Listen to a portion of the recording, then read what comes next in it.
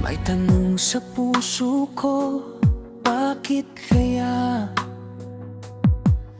ang mga nagmamahalan naghihiwalay pa?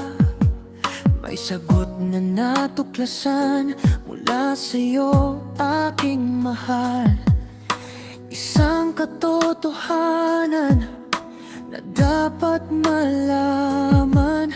Kung merong reciprocity ang bawat relasyon, sabi mo love sa isang seryosong desisyon.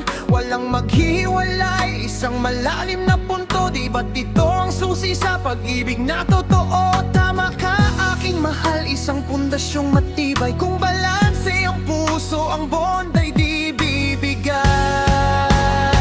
Ngunit bakit nawawala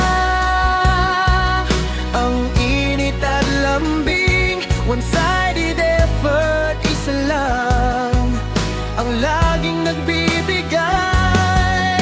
Lack of appreciation, di napansin ang bawat gawa. Ang pagsisikap ng isa, naglahong parang bula.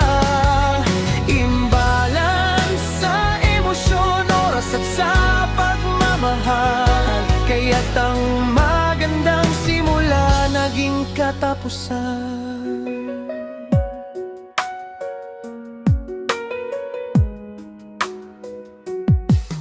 Di lang sa material ang give and take na yan, kundi sa suporta, unawa, respeto at pagmamahalan. Bawat yakap, bawat ngiti may katumbas na halaga. Kung di napapansin o di ibinabalik, puso'y luluha. Dapat laging balanse, bawat kilos, bawat isip, para ang pag-ibig ninyo hindi matutulog, di malalamig.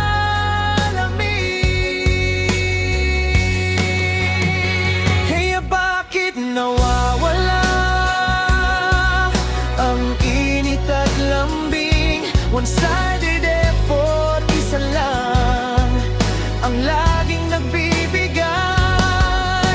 Lack of appreciation, di napansin ang bawat gawa. Ang pagsisikap ng isa, naglahong parang bula.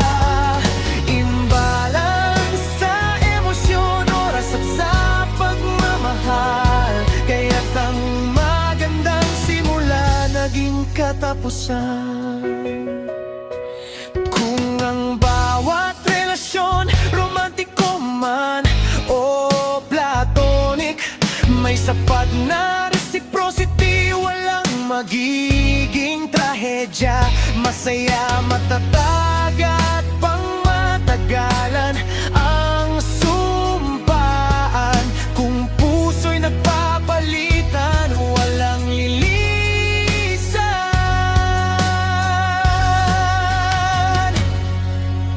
Kaya't sa puso't isip, itanim mo ang aral, ang pagpapalitan ng pag-ibig ay walang katumbas. Huwag hayaang maghiwalay dahil lang sa di pag-unawa.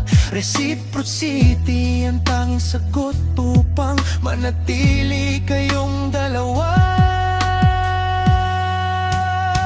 Ngunit bakit nawawala